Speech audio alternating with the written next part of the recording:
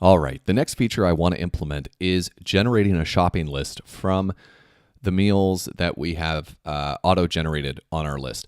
Now, to be clear, when the meals are auto-generated, they can still come in and change what meal is going to be on a particular day. So you can do that if that's what you want to do. But the point is, based on which meals you've selected, there should be a shopping list that gets generated because we know which ingredients are required for which meals. We haven't configured all of those ingredients for the meals that we have here, but we've done it for enough of them that we should be able to test this functionality.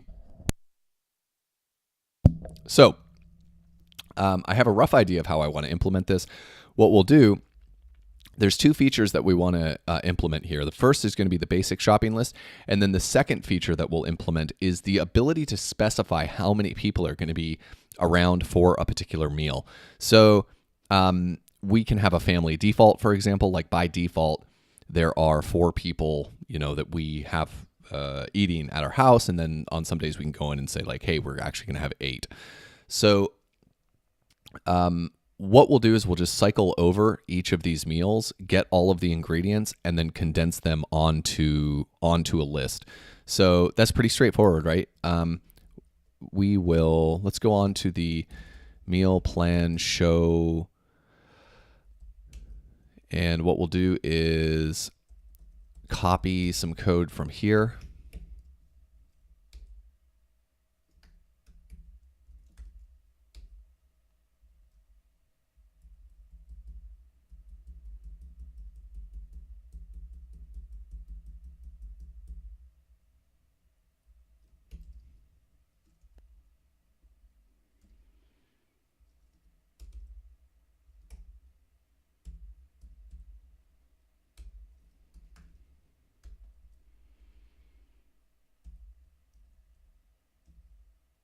In fact, I'll just copy the whole thing.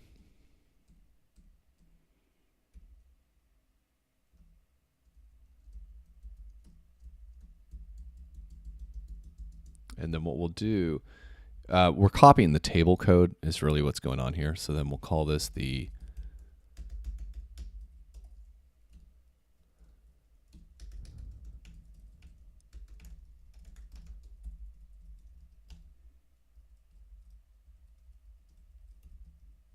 and shopping list could be like a first class citizen in the app, and I'm not going to do that. Actually, it probably should be, but I'm going to do it this way because I think if we can move the logic that we're putting in place here into a model, even if that model's not backed by active record, which I don't want shopping lists to be. There's no need for that. The information can be calculated quite easily on the fly. So I'll probably end up doing a bunch of logic in this view and then moving that up into, a controller and then into a model or whatever. But this is, I think, keeping everything in one place right now is simpler to understand probably for people who are watching. And it's easier. I enjoy it a little more for figuring out, I don't really know how to describe it. It's easier to do it in the place where it's being presented. And then once you figured out what it is that you need, to move that up into objects and like refactor. All right. So that kind of comes also from TDD philosophy, which is what is the simplest thing that, makes the test go green. So let's see here. What isn't particularly good about it? Well, I won't get into that. I don't need to go down that rabbit hole. All right, so we have a shopping list, and so on the shopping list, we just want to go through all of the items. So we'll say that there are, let's say,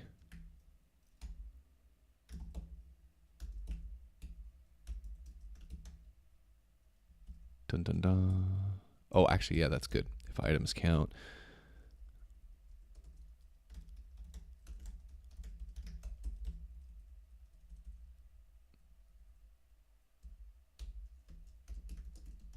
Item name header, and then quantity.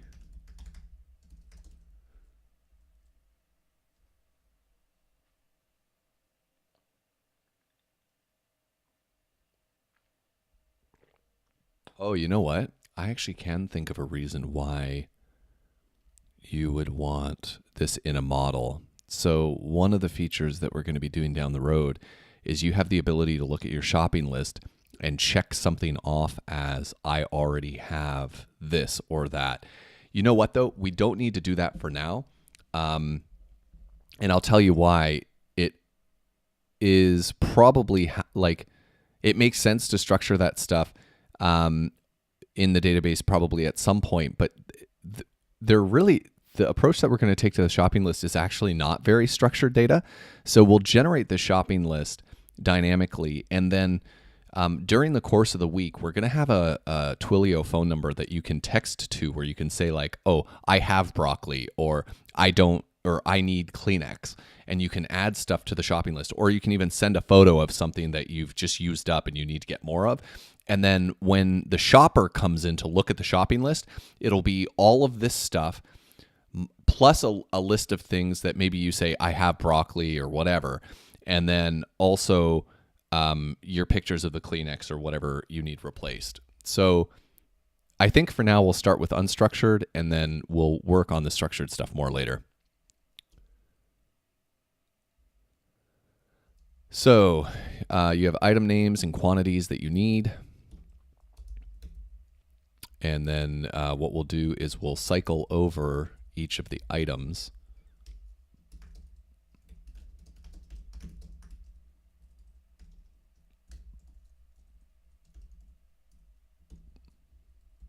And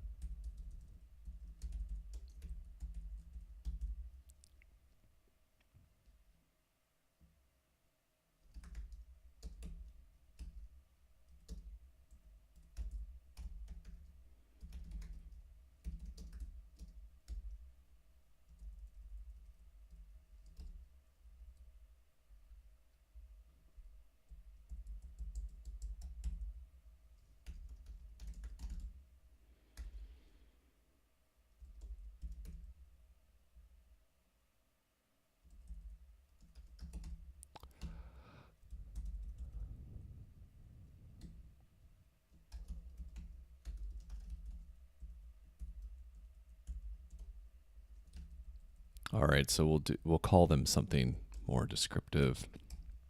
So shopping list items, and then we'll say each shopping list item. So we have a shopping list item which has an ingredient. In fact, we don't even need the name. And then we'll have a quantity. All right, so this will be interesting. And that's it. So shopping list items should be empty by default. We'll do this in the meal plan controller. So when we're on def show, shopping list items will be an empty array for now.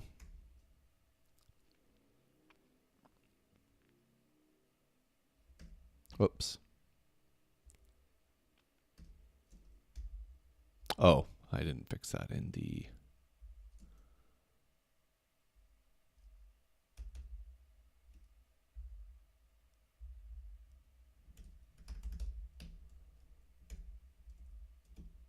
Get rid of that. That got copied in. We didn't need it. So shopping list is empty. We'll do, just to clean that up a bit, we will say else there are no items on the shopping list. In order to automatically generate a shopping list, add ingredients. So there are no items on the shopping list. The shopping list will be automatically generated when we've added the list of ingredients to your recipes.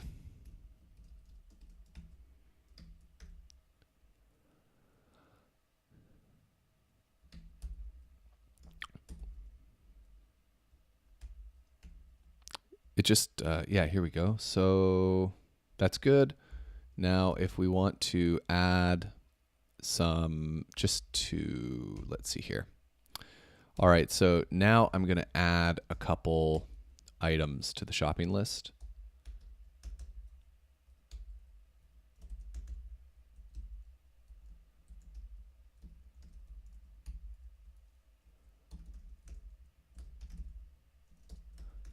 So this will be the ingredient.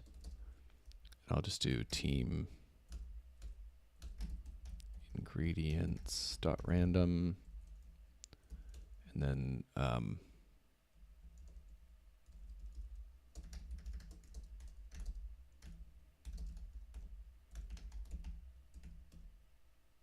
see how that works.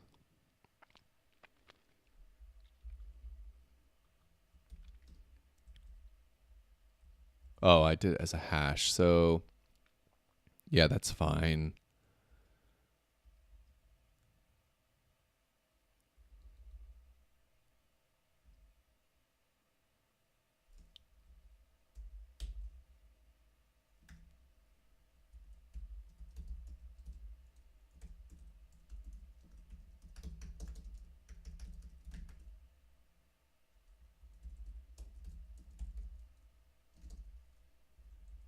I'm doing this not just as a hash, but as a struct because I'm pretty sure this will end up becoming a full-fledged citizen, like a first-rate object or class.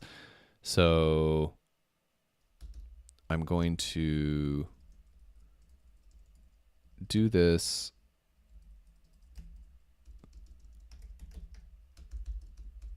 Here, we'll do that as a struct, and then we'll do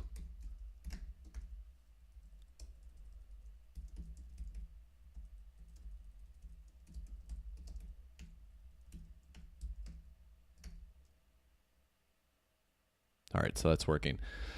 So now we have broccoli, you know, bacon, 2 tablespoons, whatever. All right, so now in order, that's great. We populated this list. In fact, I'm going to also want to put in where in the shopping list. This is another interesting thing.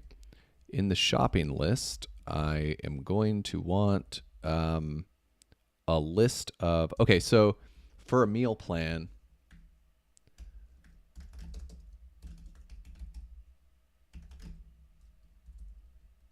I want to be able to get all the stores that are required for a particular meal plan.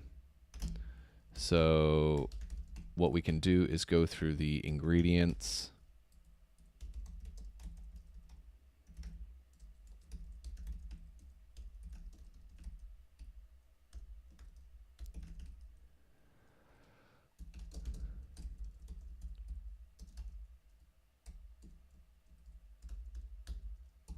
So for the meal plan meals, we want to get the meals, and then we'll flatten that. And then for the meals, we'll get the ingredients, and then we'll flatten that, and then we'll unique it. So basically, for all the meal plan meals, get a list of the meals. In fact, there's only one meal per meal plan meal, so that works. Map. Then for all of the meals, we want to get all of the ingredients, and that's a list of ingredients. So in order to get all of the ingredients, we need to flatten it. I don't know if we are, actually that'll probably work. Yeah. So we'll flatten it, and that will give us the list of ingredients for this meal. So let's see. Then for stores, we just do ingredients,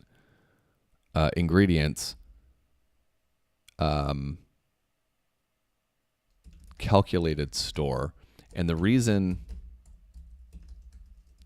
we want to use calculated store is on ingredients. There's 2 things. It has its own store,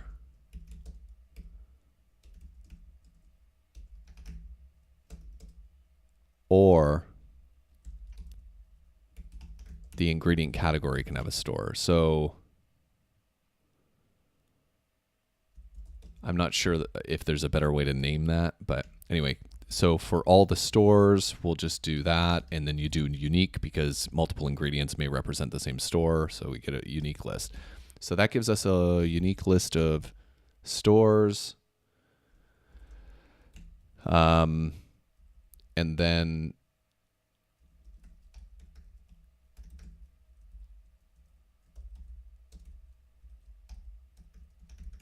let's see that should do. This isn't going to give us the measurements, and in fact, we'll have to do that a little differently. But so anyway, we can do.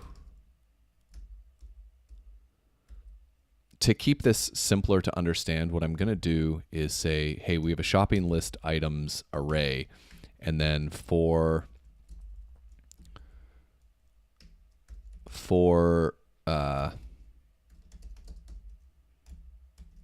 just for now, this isn't going to last, but I'll say, hey, we'll add it. Normally I would do this in a map function, but I think it's harder probably for you guys to understand if you are watching it. So the ingredient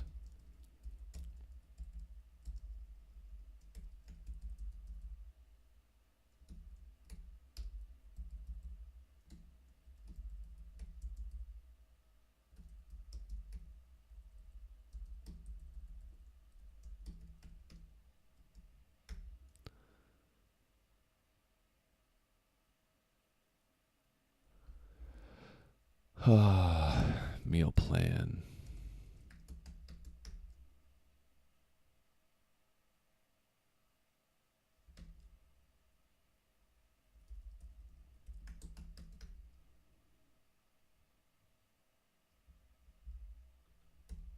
So for meals, there's no ingredients method.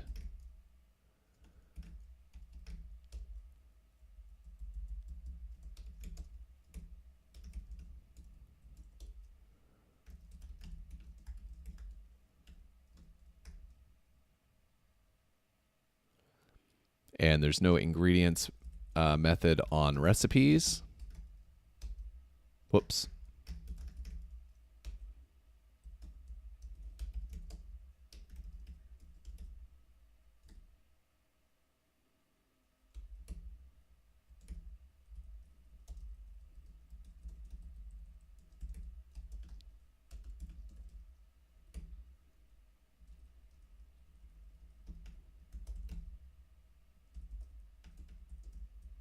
So you can see how we're just kind of tracing it down.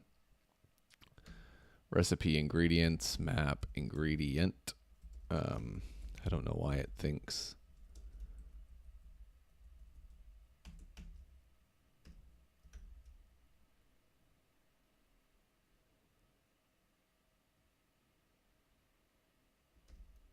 Oh, whoops.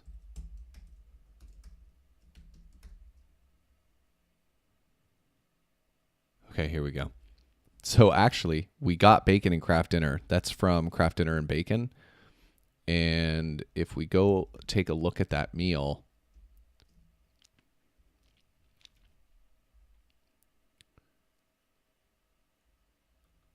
oh, I can't. Shoot. Cancel. I don't have any way of getting to that meal. That is a catch. I'll have to figure out some way to get that into the workflow because we're used to making this so that you can edit the meal plan, but it doesn't allow you to update it or see, the current meal. So anyway, we'll just go over here. So meals, make Kraft Dinner great again.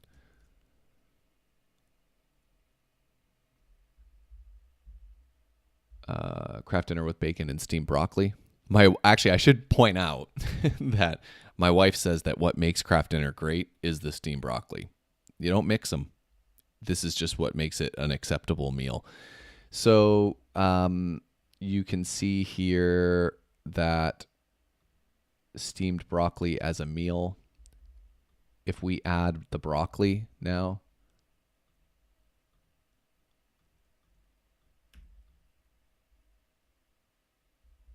If we add that, now when we come back to our meal plan, it'll put broccoli here. So that's our shopping list. That's how we know. And now for quantity, this is where things get really interesting. We want to consolidate this is going to get a little bit tricky. So actually, you know what? I'm going to break this up into 2 videos. So we have our shopping list now. The shopping list is populated. And then in the next video, we'll calculate the quantity.